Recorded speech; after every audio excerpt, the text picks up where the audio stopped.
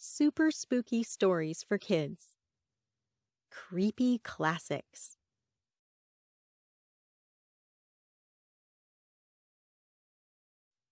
Introduction. People of all ages all over the world like scary stories. Some stories have been told and retold so many times that they have become classics. That doesn't make them any less scary. In fact, that might make them more scary. Changing small details makes stories more believable.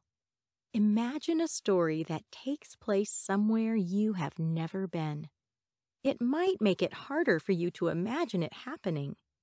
Thinking something happened far away might help you feel safe. Set the story in your own neighborhood, and it almost sounds real. Creepy classics have been around for a long time. They will be told for many years into the future, and they will always be exciting. Stories around the world. How do you tell stories? It may depend on where you live. In Hawaii, hula is both a dance and a story. Without the chants or songs, the hula dance loses its meaning. In Korea, a singer and drummer pair up. The tale is told through chanting and singing.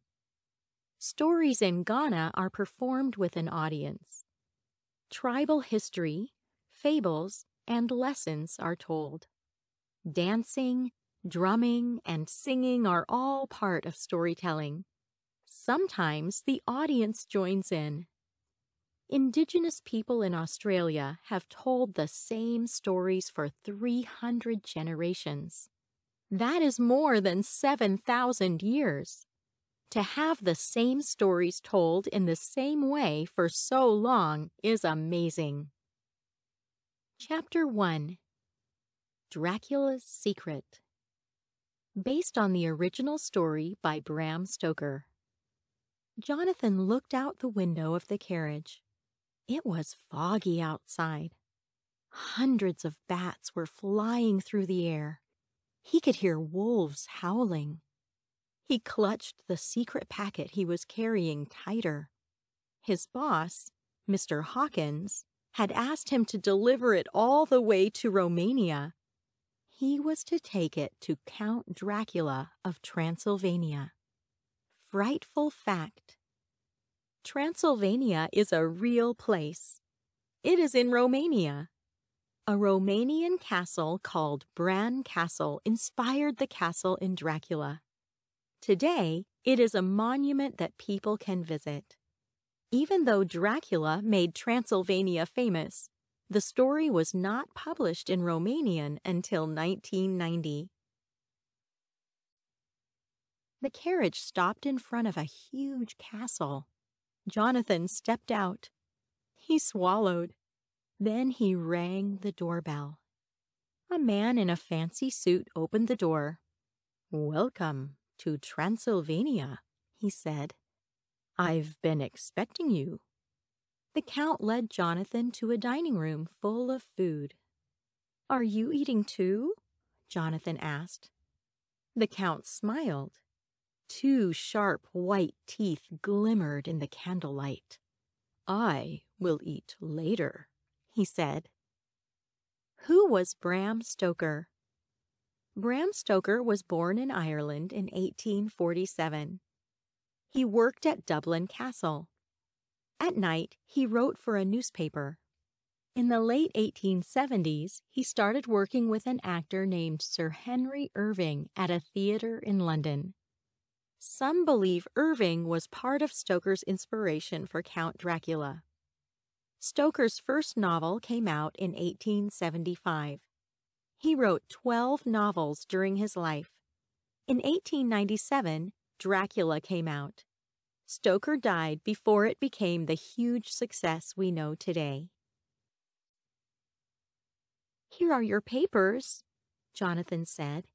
He handed the packet to the Count. "Ah, yes," said the Count. "I have been waiting a long time for this." The next morning, Jonathan decided to explore. He followed a staircase deep beneath the castle. He entered a dark, windowless room. Several huge boxes rested on the floor. Jonathan knelt near one of them. He pulled back the lid. Count Dracula was sleeping inside. His sharp white teeth were showing. Jonathan screamed. The Count was a vampire. Frightful fact. In 1819, John Polidori wrote a vampire story. It was part of a writing contest between friends. Mary Shelley's Frankenstein was part of that same contest. Polidori's story would later inspire Bram Stoker. Stoker's story is what all modern vampire stories use as inspiration. Jonathan ran from the room. He ran to the front door. It was bolted shut. The Count had locked him in. Finally, he was able to crawl out a window. Jonathan stole a horse from the stable. He got back to London as fast as he could. Keeping secrets. Keeping secrets can be hard. If it is a good secret, like not telling someone what you got them for their birthday, you can look forward to finally telling it. Sometimes, keeping secrets can make us feel bad. Keeping them might feel like lying. This is bad for your mental and physical health. You might lose sleep. You might get a stomachache. There are people who can help make you feel better. Talk to a parent, teacher, or counselor. They can help you understand your emotions. After a very long journey, Jonathan arrived home. "I'm glad you are here," his wife Mina said. "There are bats flying and wolves howling everywhere." She shivered. That night, Jonathan and Mina went to a play. Afterward, they walked home. It was a full moon. A man in a fancy suit passed them on the sidewalk. "Good evening," said the man. He smiled, showing 2 sharp white teeth. It was Count Dracula. Jonathan ran to his boss's house. "I must know the meaning of the papers I gave to the Count," Jonathan said. "They will let him move to London," Mr. Hawkins said. He can move here?" Jonathan stammered. "In fact," Mr. Hawkins said, "Count Dracula bought the house right next to yours." Frightful fact. A play based on Stoker's story opened on Broadway in 1927. The movie that came out in 1931 was based on that play. Since then, Dracula has been in more than 200 movies. Chapter 2. Dr. Jekyll's Diary. Based on the original story by Robert Louis Stevenson. I am going to write everything down. Mr. Hyde is near. He will be here at any moment. I have been waiting for him. It all started about a year ago. Back then, I was a good doctor. I helped many sick people. Frightful fact. In the United States, the strange case of Dr. Jekyll and Mr. Hyde was printed in cheap books that each cost 1 penny. They were called penny dreadfuls. Dreadful means something that is extremely bad or causes fear. Penny dreadfuls were full of scary, shocking, and crime-filled stories. Some people call penny dreadfuls the scary movies of the Victorian period. But then I discovered a magic formula. It could make me 2 different people. My good side would be one person. My bad side would be a totally different person. I called him Mr. Hyde. Mr. Hyde has beady gray eyes. He has wild hair. He is noisy and rude. He is not like me at all. Victorian Tales. The Victorian era in England was from 1837 to 1901. Queen Victoria ruled the country. It was a time of scientific discovery. People were also interested in supernatural beings, such as ghosts. Some Victorians wanted to talk to ghosts. Others just wanted to hear about them. Scary stories as we know them today date back to this time. Cheap books and magazines were something everyone could buy. People loved being entertained by spooky stories. Women wrote some of the best ghost stories. Around 70% of ghost stories printed in the 19th century were by women. The first time I drank my magic potion and went out as Mr. Hyde, he took a carriage ride. He yelled, "Take me downtown!" When he arrived, he shouted and threw some coins onto the ground, scaring the driver and his horse. Then Mr. Hyde ran away. For months, I was Dr. Jekyll during the day and Mr. Hyde at night. It was great fun. One afternoon, I had a visit from a friend. "Dr. Jekyll, we've been friends for a long time," Mr. Utterson said. "I just wanted to see if anything is wrong." "Nothing is wrong," I answered.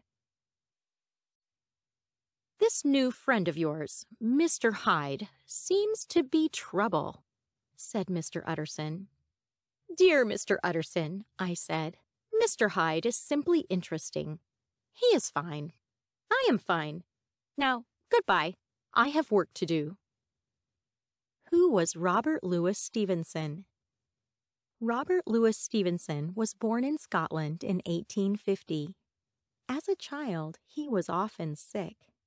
He used this time to build up his imagination. His family expected him to be an engineer or a lawyer. He knew he wanted to be a writer, though. He went to school and studied to be a lawyer, but he never became one. In 1883, he finished his first novel. Treasure Island was an adventure story. Popular pirate facts and sayings like "X marks the spot" and "one-legged captains who have parrots" are from Treasure Island. Stevenson showed that he could write both adventure books and spooky stories. The Strange Case of Dr. Jekyll and Mr. Hyde came out in 1886. I went right down to my lab and drank my magic potion. I only had half a glass, but I changed into Mr. Hyde even faster than usual. I sneaked out the back door. I began making trouble around the town. "Hey, you!" a police officer yelled. He began chasing me. I ran. Dr. Jekyll could not go to jail. I made it back to my lab. I drank a glass of my magic formula to change back to the good Dr. Jekyll. Nothing happened. I drank another glass. Still nothing. Finally, after 4 full glasses of formula, it worked. I knew that Mr. Hyde could get Dr. Jekyll into trouble, so I locked away my magic formula. I did not have much left anyway. Scary movies. The first movies came out in the late 1800s. They were short films. People paid 5 cents to watch them. As movies got more popular, directors were able to tell longer stories. And they wanted to tell scary stories. In 1931, many horror movies came out, including Dracula, Frankenstein, and Dr. Jekyll and Mr. Hyde. Frightening makeup and scary lighting helped make the monsters look real. Today, we might think those movies seem fake. But without those first films, we would not have the horror movies we love today. Yesterday morning changed everything. When I woke up, I looked in the mirror. I saw Mr. Hyde's face, but I had not taken any magic formula. I ran down to the lab. I drank 5 glasses of magic formula. Finally, I changed back into Dr. Jekyll. An hour later, my head started to ache. I was Mr. Hyde once more. This time, it took 6 glasses to change back. It was the last of my magic formula. I have just a short time left. I am writing so everyone will know the horrible truth that I, Dr. Jekyll, am also Mr. Hyde. And Mr. Hyde is coming. I cannot stop him. He is almost here. Frightful fact. The Incredible Hulk is based on both Dr. Jekyll and Mr. Hyde and Frankenstein. Chapter 3. The Mummy's Ring. Where should I set these? Judson scooted through the door. She was carefully carrying some old jars. They were overflowing with fake gems and jewelry. Judson and her younger brother Davis were visiting their uncle. He worked in a museum. They were working on a display about ancient Egypt. "Over there is fine," said Uncle Howard. Whoops! Judson tripped. The gems spilled out onto the ground. They went everywhere. Judson and Davis tried to pick them all up. That night, Davis went to bed early. He said he did not feel well. The next morning, he looked even sicker. "What if this is some kind of mummy curse?" Davis asked, worried. "I heard mummies don't like it when their treasures are disturbed." "How could we be cursed?" Judson asked. "We haven't moved anything." What are mummies? Mummies can be people or animals. Their bodies have been dried or preserved. Studying mummies can help us understand life long ago. When we think mummy, we usually think of Egypt. But mummies have been found around the world. Chile and Peru are home to the oldest mummies in the world. Their mummies were made 2,000 years before the ancient Egyptian mummies. Ancient Egyptians had their own way of making mummies. It was important that a person's body was as lifelike as possible. Making a mummy took 70 days from start to finish. It was expensive. Rich or important people were the only ones who could afford it. "What about the stuff you spilled yesterday?" Davis asked. "Those were fakes," Judson said. "Most of them were," Davis said. "But there were some real pieces there, too. Uncle Howard has information cards that we were supposed to put out with them." Judson ran back to the museum. She started going through the jars. She matched all the cards and jewels, except for one. Judson held up the last card. It showed a small ring. Judson looked all night. Finally, she found the ring. It had rolled under a bigger piece of the exhibit. Judson carefully set the ring on top of the jar. The next morning, Davis was feeling much better, and everyone was much more careful after that. Reclaiming history. For many years, people visited Egypt. They took treasures home with them. Sometimes they bought things that had been stolen from tombs. Every missing treasure is one that cannot be studied. It is one that Egypt will never be able to display in a museum. Tomb raiding damages ancient sites. Today, Egypt is working hard to bring its stolen items home.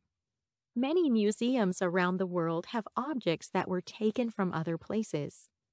Do you think museums should return these objects? How would you feel if somebody took something from your house without permission?